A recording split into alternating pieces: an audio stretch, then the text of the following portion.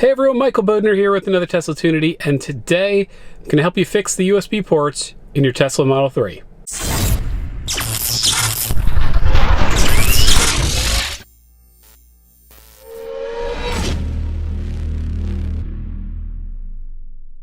Alright, so what's wrong with the USB ports in the Tesla Model 3? So let's go ahead and pop open the cover here, and I'm going to go to wirelessly charge my phone on the Jetta wireless pad.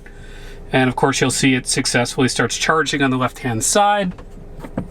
Let's turn off the screen so you can get a good look. And I'll drop it down. Of course, screen pops back on. Drop it down on the right-hand side. You'll notice it is not charging. And we can move it into the landscape position. You can see it is charging. So I get charging on the left-hand side, the lower portion, but no charging. And we'll do it again here. Screen is off. Screen lights up. Not charging. So what's going on here? Why am I getting charging on one side but not the other? Well, some of you are getting no charging at all. Some of you might be fine. Ignore this video if you're fine. Let me walk you through the problem here. My solution will be not only to get you charging on both sides, but we'll also help you with some other things as well. So let's take the phone out and we'll take a look here.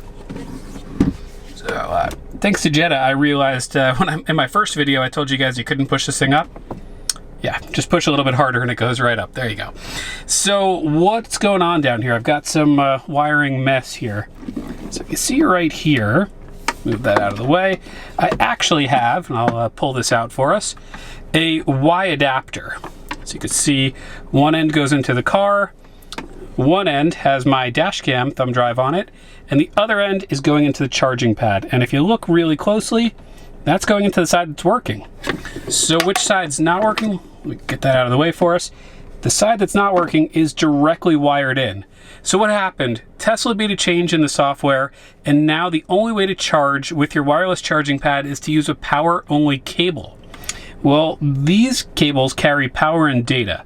So how do we solve that? Well, we could go with a power-only cable, simple fix and you're done. I've got an equally simple fix for you, and it's guaranteed to work, and it's going to give you some more flexibility. So let's check it out. All right, so here's the product here, Electop. In my video, getting ready for Tesla version 9, I actually showed a different one. That's a different adapter that's in here. That one was sold out for a while. I'll link both of them. They both work just the same, but all you need is a Y adapter, basically. All right, so this is perfectly labeled here, this cabling. And let's try to bring this into focus on the camera. You can see, there you go. One side says only charge, one side says data and charge. So again, charge only. Let's plug this into our wireless pad.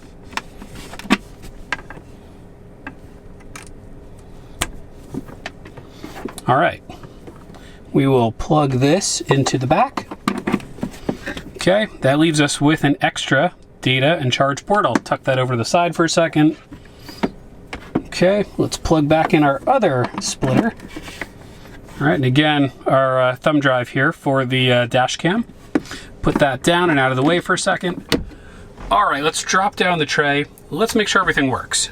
So again, the left-hand side was already working. Still working, you can see my phone's charging. Lift up, and moment of truth. There you go, charging. So why do I like this solution so much? Well, I really like this solution because this gives us the flexibility to also, go ahead and grab it, keep our game controller plugged in. So literally, at all times, I can have my game controller for Tesla Tari. I'll have a link down below if you've been looking for one you're not sure. I also did a video on this. But now, I can charge both phones wirelessly. I've got down below the Tesla Dash Cam USB thumb drive and the Tesla Tari game controller. That tucks away nicely in there. Close it up. Got charging on both sides, and we are all set. So that's it, everyone. I hope you found it helpful, and we will catch you on the next one.